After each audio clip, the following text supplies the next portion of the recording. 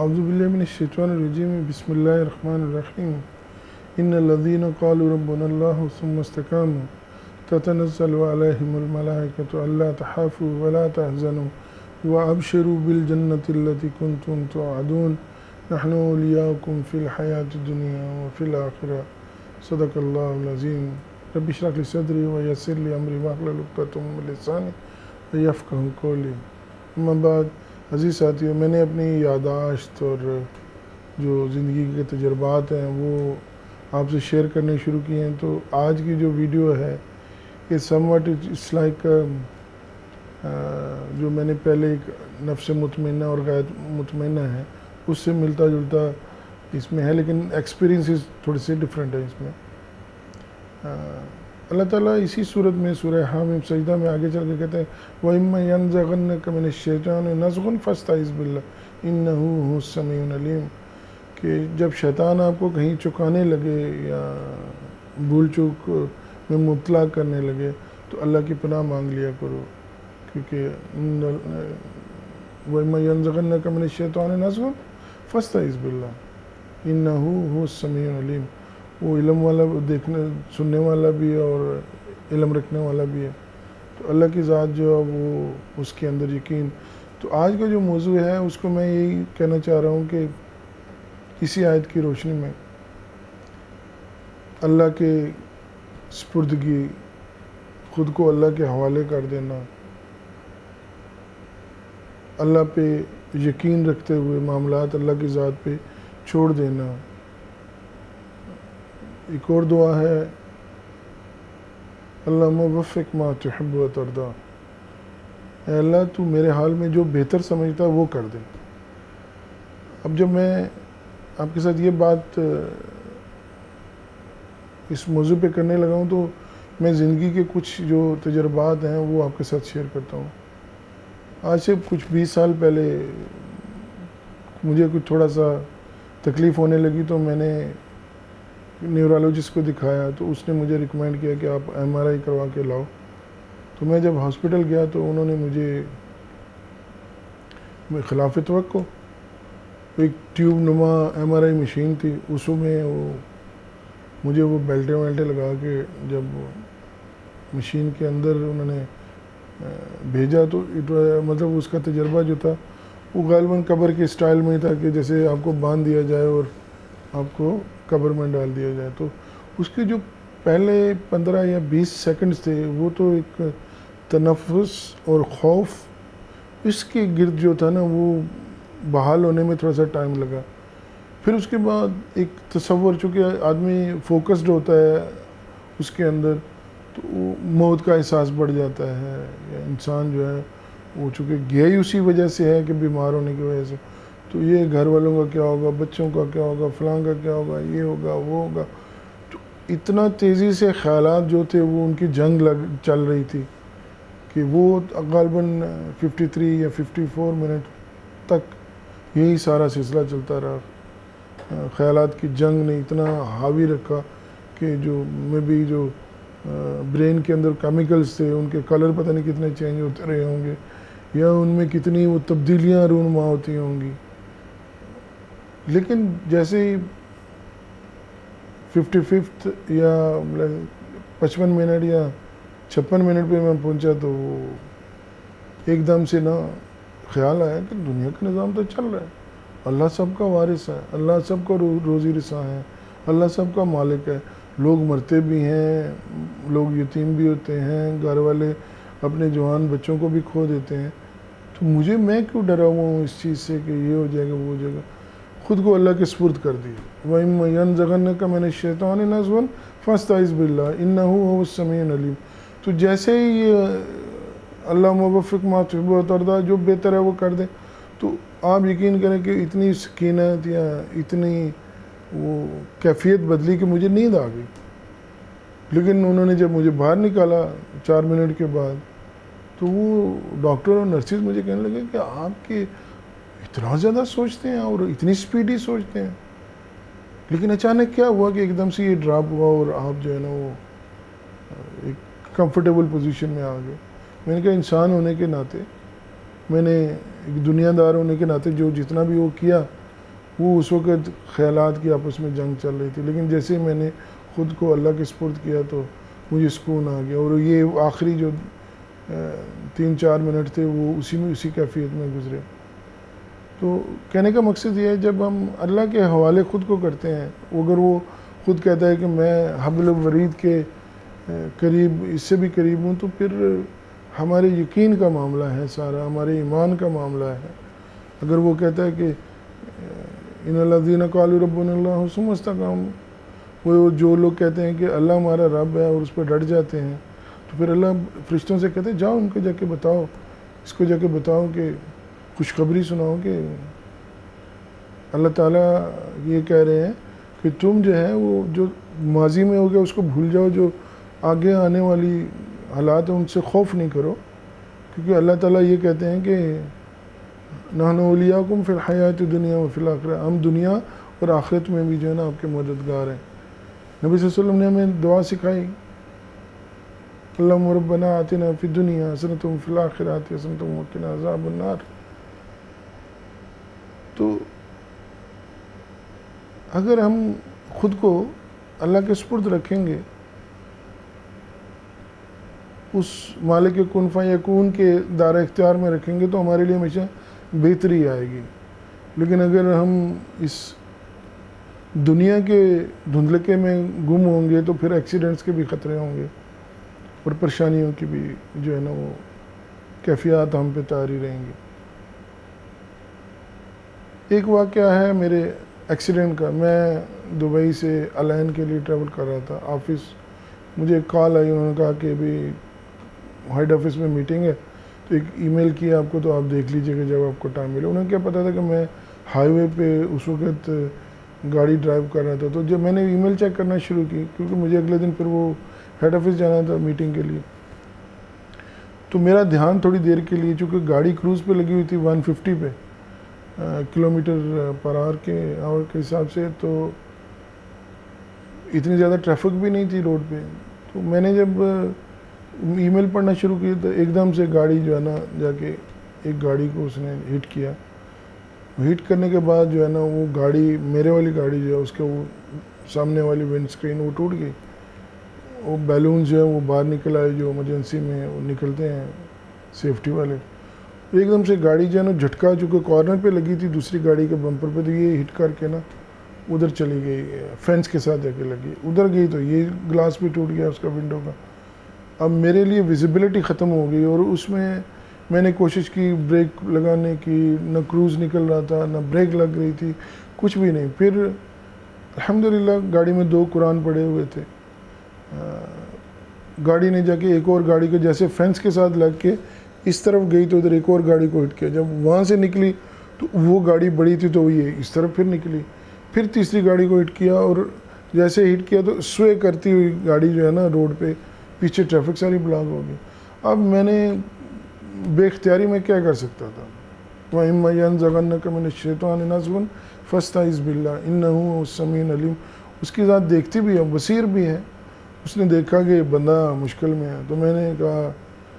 میرے منہ سے ایک ہمیشہ نکلتا ہے تیری خیر، تو وہ میں نے کہا یا اللہ اب تیرے حوالے ہے، اللہ وفق ما تحب وترضى، اللہ تو جو بہتر سمجھتے میرے حال میں وہی کر دو۔ تو گاڑی آف روڈ چلی گئی ریت کے اندر، ہم یہاں پہ رمل بولتے ہیں، رمال بولتے ہیں، ریت، اور زیادہ ریت کو رمال بولتے ہیں۔ تو گاڑی جو تھی نا وہ جب آف ٹریک گئی تو درختوں کے ہیجز کو توڑتی ہوئی ادھر نکل گئی، تو اب میں نے کہا اب شاید چانسز کم ہو جائیں گے، چونکہ گاڑیاں تو نہیں ٹکرائیں گی، لیکن اس طرف کیا ہے وہ مجھے وہ نظر نہیں آ رہا تھا، ایک چھوٹا سا ہول تھا اسکرین میں، وہاں سے میں نے دیکھا کہ گاڑی آف روڈ چلی گئی، آف ٹریک ہو گئی، تو گاڑی نے ایک دم سے نا ایک سینڈ ڈیون یا جس کو ریت کا ٹیلا کہتے ہیں اس کے اوپر سے جمپ لگا کے نا گاڑی ٹھک کر کے ایک جگہ پہ بیٹھ گئی۔ لوگ بھاگے ہوئے آئے، میں نے مسکراتے ہوئے اندر سے کہا، بلیڈنگ ہو رہی تھی، لیکن میں نے ان سے پوچھا کہ بھائی وہ جو بندوں کے ساتھ ہوا ہے ان کا کیا حال ہے، انہوں نے کہا وہ تو سب ٹھیک ہے، آپ کے بارے میں سب سوچ رہے ہیں کہ آپ کا بچنا مشکل تھا۔ تو میں بہرحال انہوں نے زور لگا کے ڈور وہ نکل کے دیکھو، تو میں نے ایک گاڑی کا گراؤنڈ لیا جب تک پولیس یا ایمبولینس آتی، تو نو ڈاؤٹ ایک ایگریشن سینٹیمنٹس اس وقت بہت ہائی ہوتے ہیں۔ گاڑی کو جب میں نے راؤنڈ لگایا تو دیکھا کہ اس کے سارے ٹائر بس تھے، اور مزے کی بات یہ تھی کہ اگر وہ جمپ نہ ملتا اس ریت کے ٹیلے سے تو آگے 2 میٹر کے اوپر جو تھا وہ درخت تھا، شاید گاڑی اس کے ساتھ لگتی تو جو باقیہ بچت ہونی ہے وہ بھی نہ ہوتی. تو یہ اللہ کے حوالے کیا تو اللہ نے اس جگہ میں جو ہے نا وہ بچا لیا. اور انسان زندگی میں ایسے واقعات سے گزرتا ہے. جو نکتہ ایک اور میں آپ سے شیئر کرنا چاہتا ہوں کہ کسی بھی حادثے سے پہلے انسان کو اللہ کی طرف سے ایک اشارہ ہوتا ہے کہ یہ ہو سکتا ہے، یہ ہوگا یا اس طرح، تو آدمی کو پریکاشن لے لینی چاہیے. یہ میری زندگی کا ایک ایکسپیرینس ہے. ایک انٹیوشن آتی ہے اللہ کی طرف سے، ایک سوچ آتی ہے جو آپ کو، ایک الرٹ آتا ہے جو آپ کو ایک دفعہ الارم کرتا ہے کہ ایسا ہو سکتا ہے. بہت دفعہ ہوتا ہے، ہر دفعہ ہوتا ہے. انسان کو اس اشارے کو سمجھنے کی ضرورت ہے کہ تھوڑا سا اپنا معاملہ جو ہے نا وہ اس سے سیدھا کر لے. کسی پریشانی سے بچنے کا اللہ کی طرف سے اللہ کا اپنے بندے کے ساتھ یہ اتنا پیار ہے کہ وہ ایک دفعہ الرٹ کرتا ہے، جیسے ہم اپنے بچوں سے ان کو الرٹ کرتے رہتے ہیں کہ ایسا نہیں کرو، ایسا کرو. تو یہ وہی چیز ہے. میں ایک پتنگ کے حوالے سے آپ سے بات کرنا. بچپن میں جب پتنگیں اڑایا کرتے تھے تو ہوا تیز ہوتی تھی تو ایک دم سیزن ہوتا ہے، جیسے پتنگ جب ہوا تیز چلتی ہے تو پتنگیں اڑاتے ہیں، ڈور مانجا یا میں نے تو خیر بہت کم پتنگ اڑائی، لیکن یہ ہے کہ میں نے ایک ہی دفعہ اڑائی. چلو میں اس کا بھی ذکر کر دوں. میں نے اور وحید نے مل کے ایک دفعہ ڈور کو مانجا لگا کے بنایا. شام میں پیچ ہوا تو وہ 2 نل کی ڈور تھی. وہ دریا کی طرف جب پیچ لڑا اتنا لمبا تو وہ ایک عجیب سی کیفیت ہوئی. وہ اتنی دیر تک چلا کہ میں نے اس کے ساتھ لکڑی باندھ کے چھوڑ دیا. پھر اس کے بعد میں نے میں نے کہا آج ہی تو بنائی تھی اتنی محنت کر کے، اتنے پیسے لگا کے، تو اس کا کیا فائدہ اس شوق کا جس میں پیسے ضائع. اس کے بعد میں نے پھر زندگی بھر کبھی پتنگ نہیں اڑائی. لیکن پتنگوں کا ذکر ہو چلا ہے تو میں اصل میں کچھ اور بات کرنا چاہتا ہوں. لیکن میں اقبال بھائی جو ہیں، اقبال حسین بھائی جو ہمارے بڑے بھائی تھے جن کا ایکسیڈنٹ ہوا تھا ریسنٹلی، جبیر بھائی جن کا میں ذکر کرنے لگا ہوں، بڑے پیارے، شفیق، مہربان، اسمائلنگ فیس، بہت ساری کوالٹیز تھیں. میں نے ان کے ساتھ فوٹوگرافی بھی کی. میں نے ان کے ساتھ، مجھے چانس ملا جب وہ کراچی سے آتے تھے کالج کے بعد، تو بڑی ایک پرسر شخصیت تھے، شریف جنٹل مین. تو ان کو وہ جب ہم چھوٹے تھے تو وہ پتنگیں لے کے آیا کرتے تھے. ایک سیزن میں وہاں سے آتے تھے تو لوگ ان کے جو مخالف پتنگ باز ہوتے تھے وہ پوری تیاری کرتے تھے کہ جبیر نے آنا ہے تو ان کے ساتھ وہ پتنگوں کا وہ پیچ لڑائیں گے. لیکن اللہ تعالیٰ نے ان کو ایسی ڈور اور ایسی فن دیا ہوا تھا کہ یہ لائک امریکن 50 بمبر جو ہے نا 52 بمبر جو ہے ان کا جہاز ہے، اس کا مقابلہ ابھی تک کسی نے نہیں کیا. اوپر سے بم گراتے. تو یہ پورا سین جو ہوتا تھا نا عیدگاہ سیلے کا، یہ اپنی پتنگ سے صاف کرتے رہتے تھے. اور کبھی ایسا بھی ہوتا تھا کہ ان کا ایک مخالف آیا، اس کے ساتھ دوسرا آیا، تیسرا آیا، تو یہ ایک سلسلہ چلتا تھا. اللہ ان کو اپنے جوار میں جو ہے نا وہ جگہ دے اور ہمیشہ خوش رکھے ان کو. ذکر خیر ہے ان کا بھی. اچھا، پتنگ بازی کا جو آپ کو بتانا چاہ رہا تھا اس کو میں تھوڑا سا مارکیٹ سے بھی ریلیٹ کر لیتا ہوں. سیلز کے لوگ ہیں اس طرح میں بات کرتا ہوں. پتنگ جب پیچ لڑتا ہے تو لوگ کیا کرتے ہیں کہ ایک دوسرے کو کراس میں کاٹتے ہیں. پیچ ان کی وہ آپس میں مانجے والی ڈور جو ہوتی ہے، کانچ لگے ہوتے ہیں اور کیا کیا ہوتا ہے، تو وہ ایک دوسرے کو کاٹتے ہیں. تو مارکیٹ میں رہنے کے لیے، دنیا میں رہنے کے لیے اللہ کی مدد کے سہارے کے ساتھ آپ کو تھوڑی بہت اپنی اختیاری ڈسپلن کرنا پڑتا ہے. جیسے اللہ تعالیٰ کہتے ہیں نا اپنے گھوڑوں کو تیار رکھو. ان کی عادیات میں جو سورہ عادیات میں جو ذکر کیا گیا، تو اس میں کیا ہے کہ مقابلے میں آپ کو پھر پورا تیار رہنا پڑتا ہے.